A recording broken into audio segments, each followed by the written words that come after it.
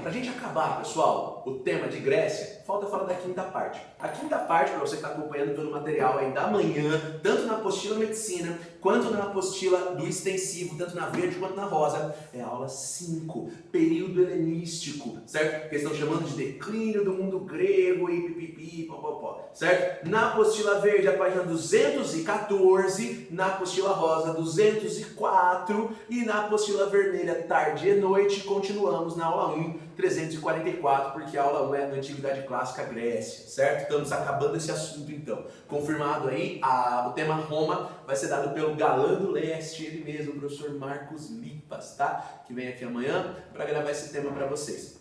Então vamos dar sequência e encerrar o assunto Grécia. Sobre o período helenístico, a gente consegue resumir bem rapidinho. O rei Alexandre Magno era filho de Filipe II. Filipe II foi o cara que conseguiu vencer, veja só, a Grécia. A Grécia que tinha conseguido se tornar praticamente um império, apesar de cada cidade ter autonomia para criar as suas colônias. Havia diversas colônias que no geral eram gregas, independente de qual cidade grega era a metrópole. E Filipe II varreu todo esse império, o império que derrotou os persas, o império que derrotou os persas, do rei Xerxes, que era considerado o império mais poderoso da época, foi derrotado com tranquilidade por Filipe II. Mas é claro, né? Filipe II atacou no momento certo, depois de guerras internas, depois de guerras locais entre Atenas e Esparta, levaram à vulnerabilidade de toda a Grécia.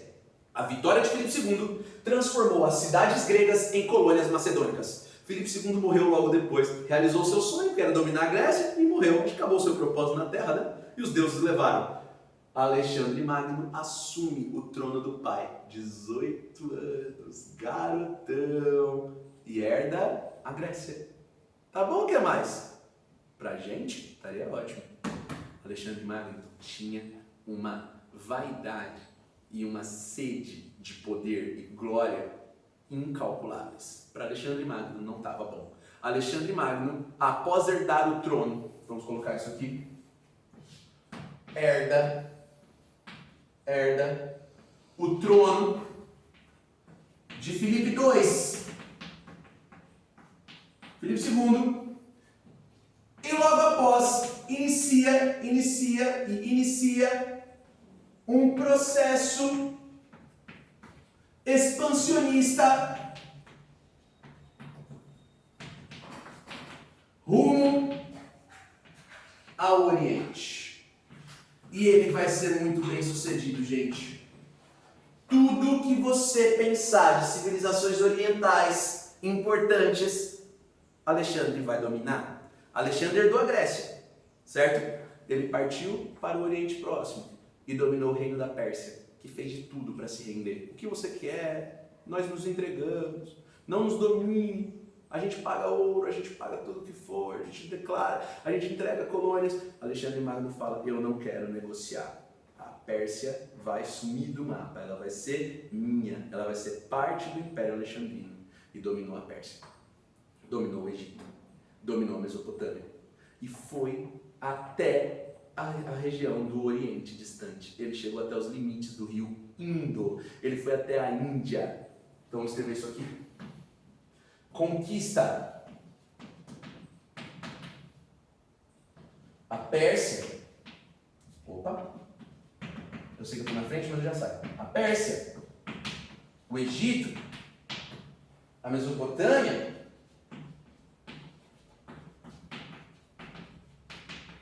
E chega até os limites do rio Indo, extremo oriente, Índia atual. E vai ter contato com os impérios hindus lá, é isso aí, certo? O que vai acontecer? A coisa não segue em frente por um único motivo. Os soldados de Alexandre Magno se recusam a continuar. Os soldados e os generais. Então nós estamos nessa guerra há tantos anos, já conquistamos tudo. Alexandre Magno já dominou os maiores impérios, ou seja, ele é o maior conquistador de todos os tempos até agora. O que mais ele quer? Nós não vamos mais lutar por isso. Amanhã eu tomo uma flecha na cara, o que foi minha vida? Lutar para Alexandre Magno? Os soldados fazem greve. Alexandre Magno fala, não, mas vamos continuar, não tem o que fazer. Sem os soldados do seu lado, o que Alexandre Magno fala? Bom, gente, se é assim, bora voltar. Na viagem de volta, Alexandre Magno cai, vítima de uma doença terrível. Covid-19, não sei. Ninguém sabe o que aconteceu com Alexandre Magno.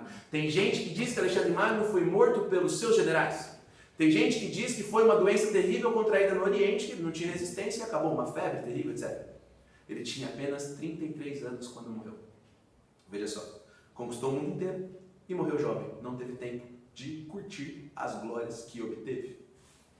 O que acontece? O seu império é dividido pelos seus generais. Vamos escrever isso aqui então.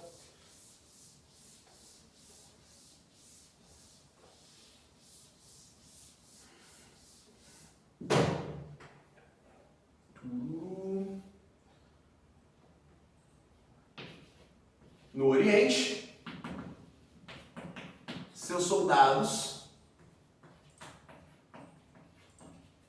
recusam-se a seguir. E no retorno, Alexandre morre. Vítima de uma doença misteriosa. 33 anos. Acabou. Certo? Seu império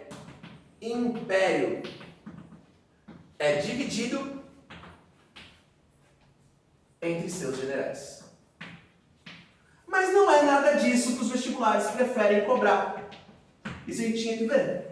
Mas o que os vestibulares costumam cobrar mais é uma questão cultural que gira em torno disso tudo. A pergunta é, se Alexandre teve tão pouco tempo para conquistar tanta coisa, eu vou deduzir que ele passou a vida dele inteira em guerra. E é isso aí. Praticamente a vida inteira dele estava em expansão, ele estava em campanha, ele estava fora da Macedônia. Como ele administrou esse império tão grande se ele estava o tempo todo em guerra? Como ele conseguiu colocar coesão no império tão grande a ponto de praticamente não ter revoltas contra Alexandre Magno? A resposta está em um conceito.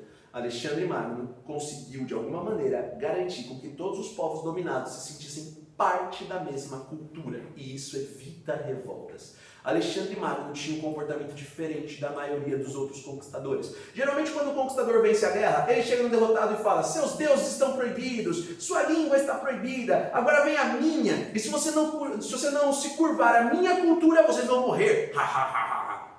Alexandre Magno não.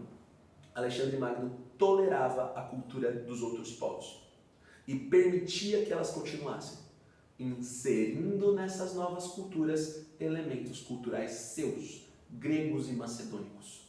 Resultado, o Império de Alexandre Magno foi marcado por ser uma grande salada cultural, uma mistureba da cultura clássica grega e das culturas orientais. Resultado que você vê desenhos egípcios do período de Alexandre Magno, egípcios, com figuras gregas, usando aquelas roupas gregas, aqueles lençóis, sabe, aquelas coisas todas. Você vê elementos de cultura oriental absolutamente misturados com de cultura ocidental, grega. Isso tem um nome, isso chama helenismo. O helenismo é o principal elemento cultural do Império Alexandrino. Está no nome. Você lembra das aulas anteriores? Helenismo. Que heleno é grego, helênico é grego. Helenismo é tipo greguismo. É como se a cultura grega estivesse contaminando outras culturas, certo? Não é a mesma coisa que grego. Helenismo é a influência grega na cultura oriental. Em resumo, você pode chamar de helenismo o fruto da fusão cultural entre elementos gregos e orientais incentivada por Alexandre Magno. Incentivada por Alexandre Magno com qual objetivo?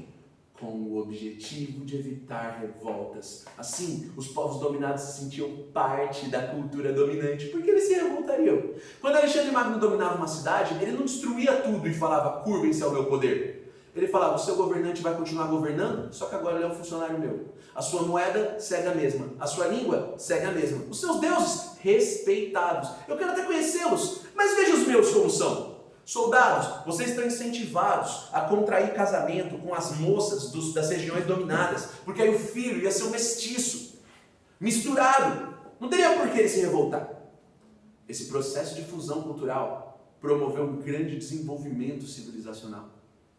Porque as contribuições científicas, matemáticas, filosóficas de uma civilização incentivou o desenvolvimento da outra e vice-versa. O resultado é uma grande evolução no pensamento filosófico, no pensamento científico, astronômico e de toda ordem. Claro que também nas artes. Alexandre Magno incentivou o desenvolvimento das artes, promoveu em Alexandria, no Egito, a construção de bibliotecas importantes. Grandes elementos da filosofia, da ciência grega foram fruto desse período de fusão cultural.